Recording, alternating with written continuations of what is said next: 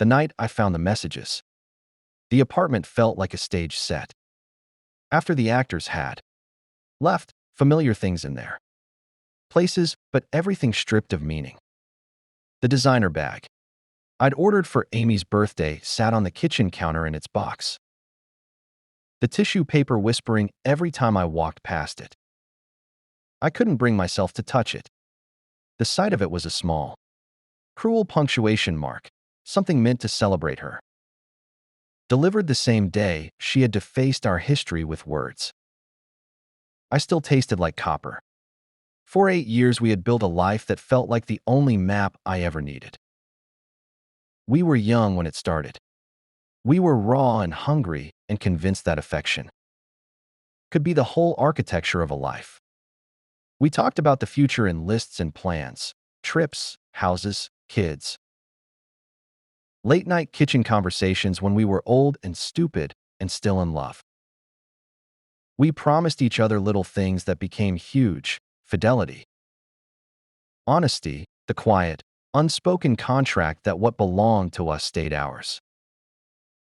That contract is an easy thing to sign when you believe in someone. It becomes a razor-thin betrayal when you realize you were signing it with the wrong person. I never went through Amy's phone. For 8 years, her presence in my life had been an island where I was welcome. Privacy was something I respected because she had always respected me.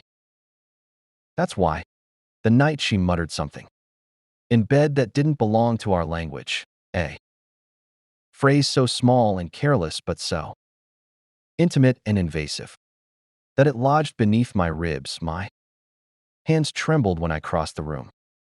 I told myself 100 times that there must be an explanation. Maybe the words were from a dream. Maybe I had misheard. But the knot in my stomach moved like a seed that was already sprouting. A thing grows when you water it, and suspicion has a way of finding sunlight. Her messages were not hard to find once I started looking. People who have something to hide often behave as though the world is uninterested in them. They delete, they rearrange, they pretend.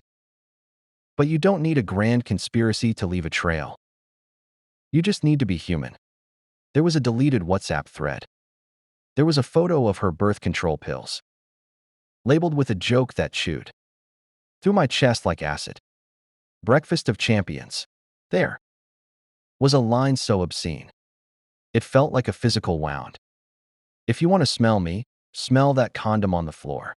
The messages were casual, vulgar, intimate in a way that made me recoil.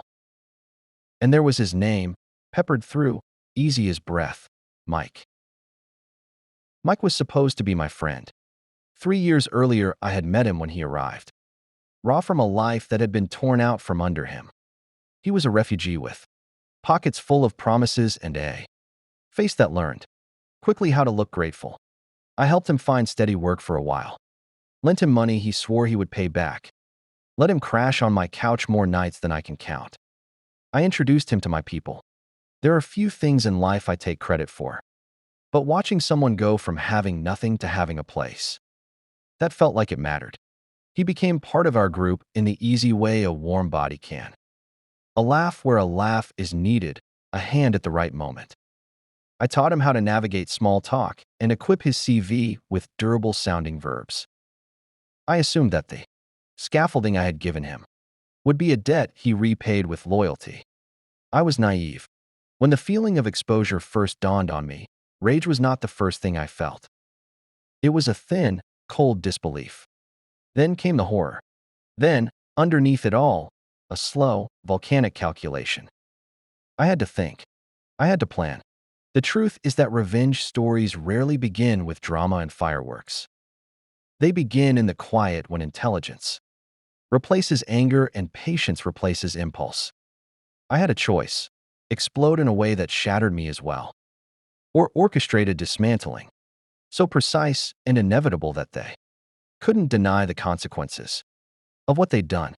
I spent a night awake on the couch, listening to the hum of the refrigerator and the distant clank of a neighbor's late-night life. My hands were still raw from gripping the phone. I rehearsed two scenarios.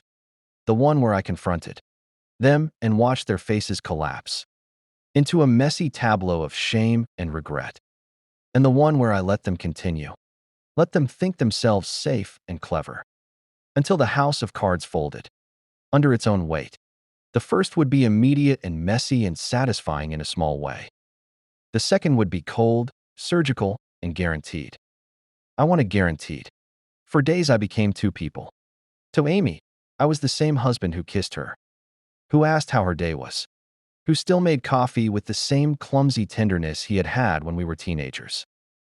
To Mike, I was the friend who had always been there, the one who wouldn't notice if he slept with my wife because we were all generous and complicated in this modern way. Underneath this surface, I was quietly building a new life insurance policy for my heart. Evidence, contingency, legal protection. First, I cataloged. I took screenshots and backed them up in multiple places. The messages, the timestamps, the calls, the photographs, a map of their indiscretions stitched into a neat dossier. Evidence is a kind of armor. It gives you the look of inevitability, the legalism that makes you credible even in your most human pain.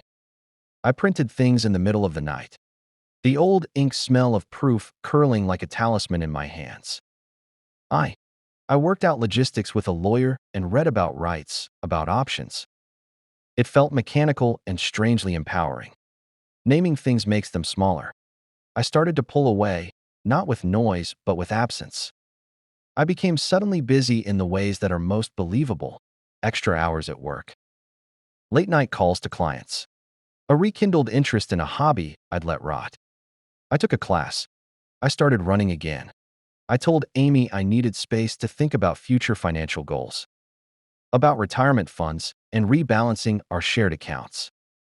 Those conversations were a cover for one of the first blades. I would slide between them. Finances. Marriage isn't only romance. It's an entwined ledger.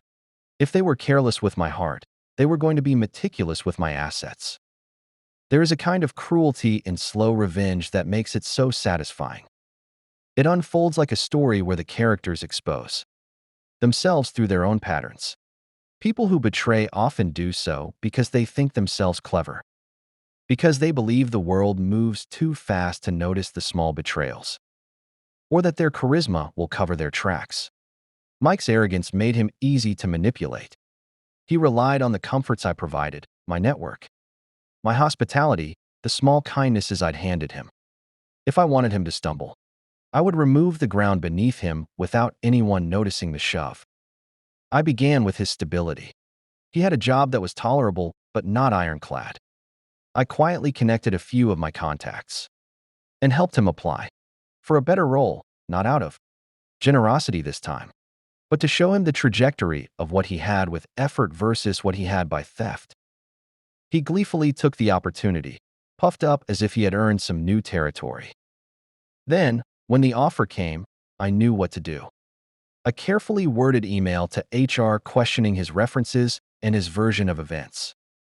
I didn't lie. I pointed out inconsistencies that I had every right to notice because I had been his reference once upon a time. This was a legal chastening, not a smear. HR took their time investigating. In the interim, Mike's new job stalled like a breath held too long.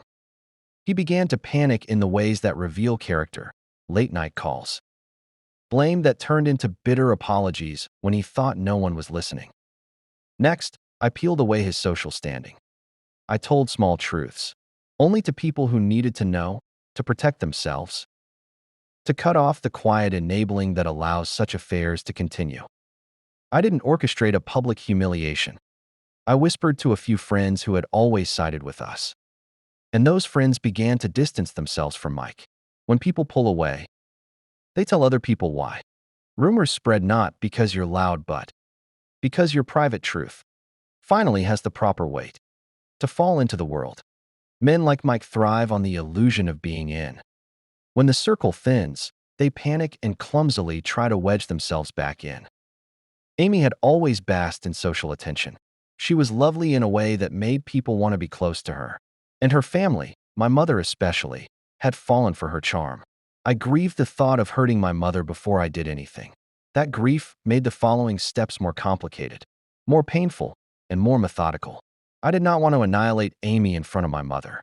I wanted to make Amy confront the consequence of her acts in a way that forced introspection.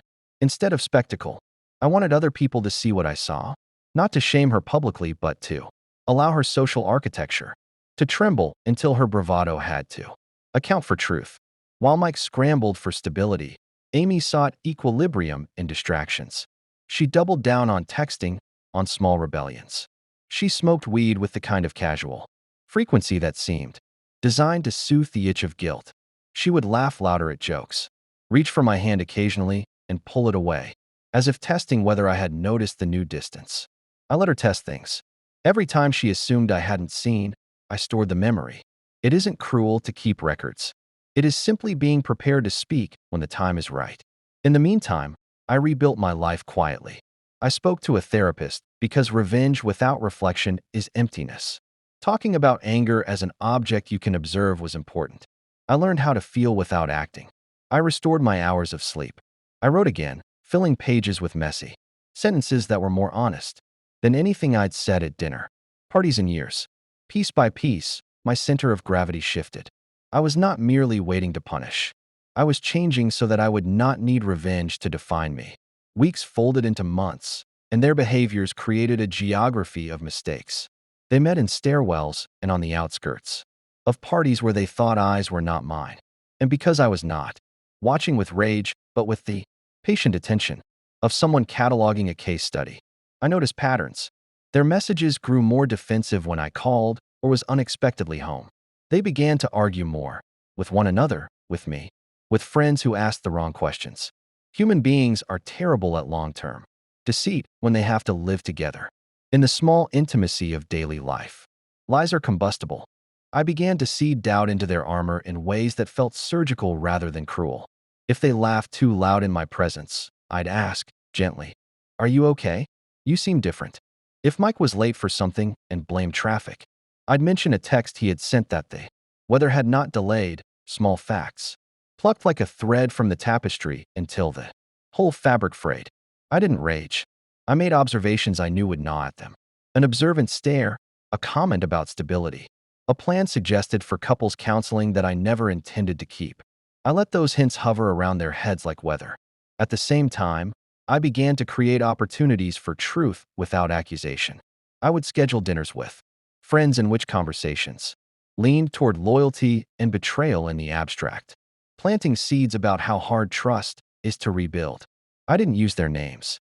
I simply made a world in which fidelity was a value that had social reward and infidelity a costly, isolating choice. People adjust their behaviors to avoid shame. Shame, wielded subtly, is a powerful tool. Then I did something I had resisted. I reached out to my mother. My hands shook when I made the call. I told her I needed to tell her something serious, and I asked her to come over. It was the hardest thing I had done. I wanted to protect her from pain, but her adoration for Amy made the stakes real. I chose transparency over secrecy, because secrets erode the very family I was trying to protect. I showed my mother the evidence, and watching her face collapse and harden into something guarded and disappointed was its own kind of lament. She didn't scream or curse. She sat and listened with that quiet, rational grief that people with steady hearts have. It was almost worse than tears. When she left my living room, she hugged me like someone constellating herself around a child, and I felt a kinship with her that I hadn't felt in a long time.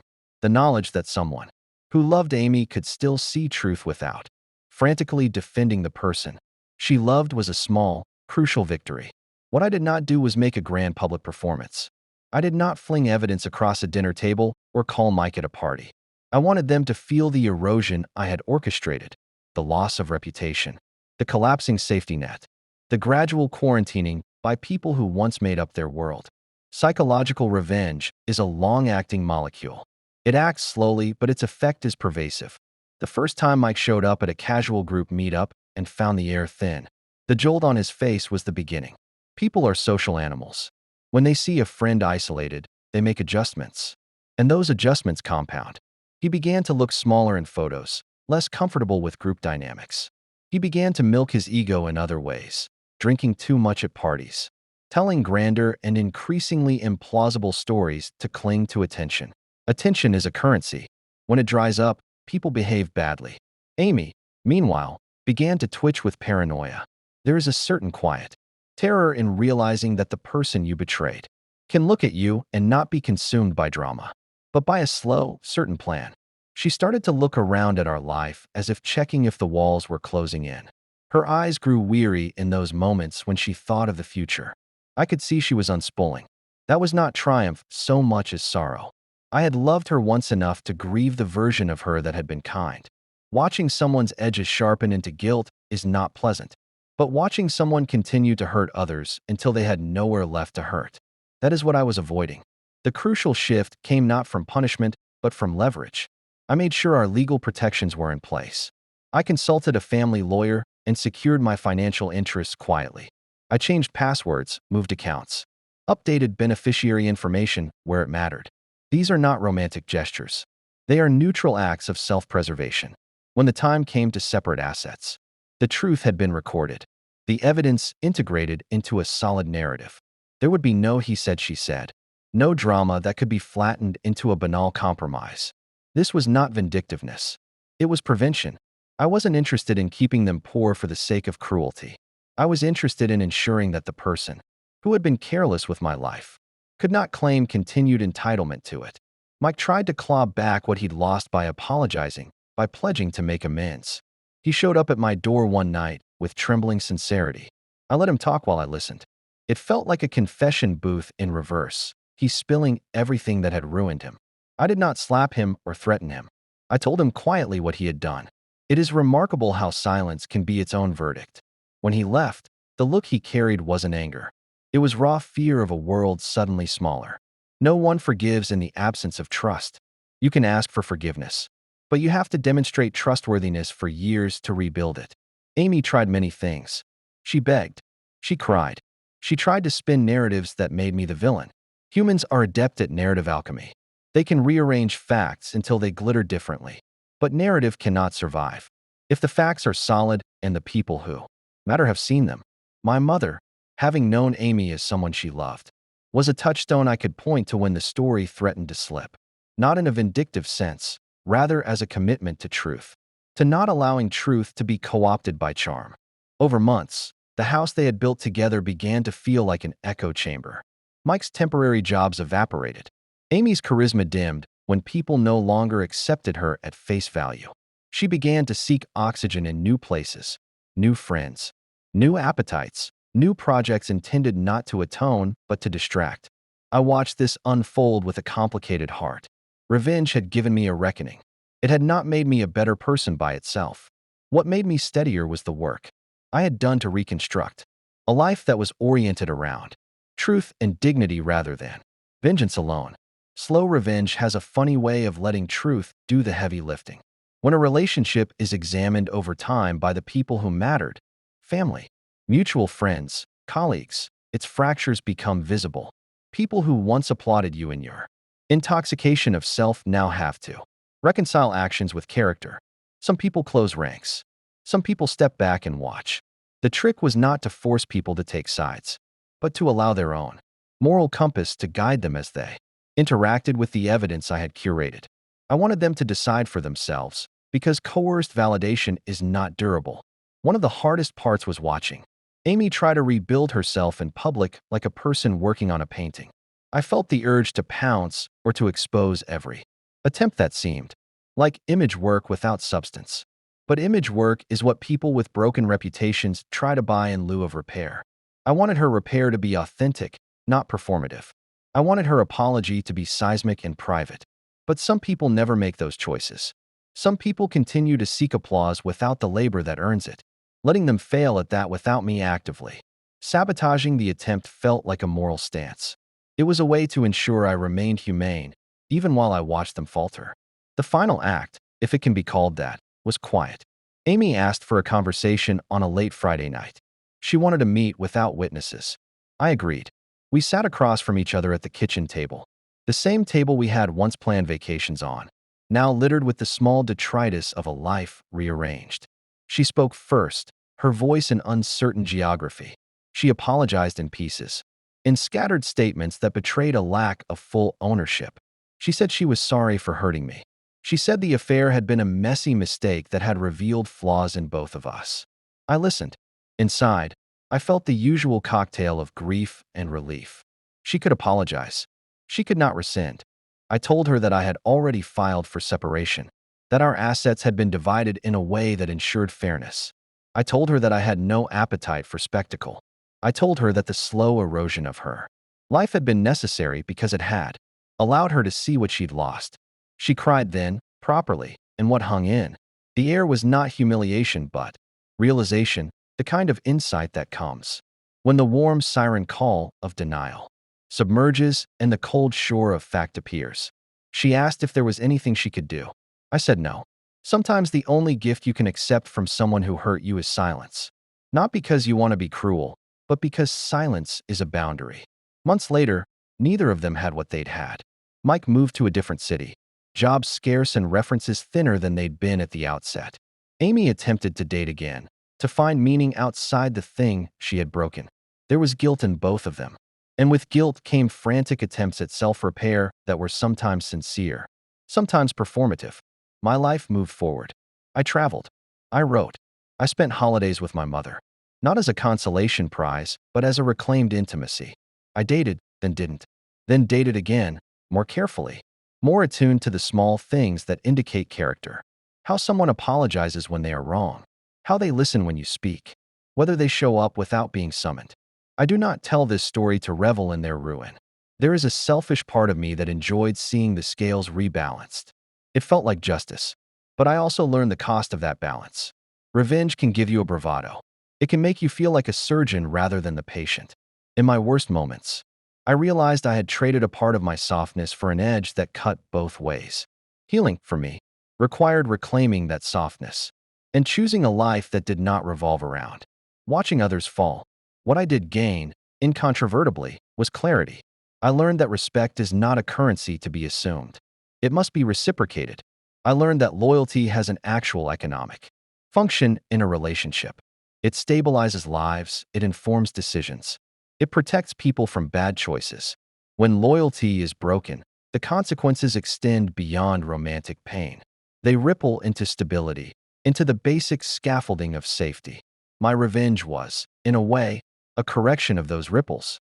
It shut down the cascade of lies that would have continued to damage both of them and the people around them. Them and the people around them. If there is a lesson I would pass on to someone standing where I once stood, it is this. Take care of yourself first. But do not let vengeance consume you. Build evidence if you need it. Take legal precautions, protect your family, and then step back and let consequences do their work. People who betray often do so because they believe the world will not reckon with them. The world will reckon if you place truth before spectacle, and if you do, the hard work of rebuilding, the life that betrayal tried to take. In the end, revenge felt less like a blistering victory and more like an adjustment of a faulty instrument. It restored my sense of measure and taught me that the most devastating justice is often slow, patient, and inevitable. They were given time to see what they had lost, and in seeing it, they were forced to reckon, not because I screamed it at them in public, but because the thread of their lives unraveled by the weight of their own choices. Watching that unraveling was not joyous. It was necessary. On a bright morning months after the final conversation, I walked past the unopened designer bag and smiled. The smile was not triumph, nor was it malice. It was simply a man who had moved from a room where lies had been living to a room where truth was allowed to breathe. I set the box in the donation pile, imagining it would find its way to someone who would appreciate it without taking it for granted. Sometimes mercy is a quieter, stranger form of revenge, giving away the thing that caused you pain so it loses the power to haunt you. And then I walked out into the light. The world felt larger again, not because they were diminished, but because I had reclaimed my capacity to live beyond the echo of their choices.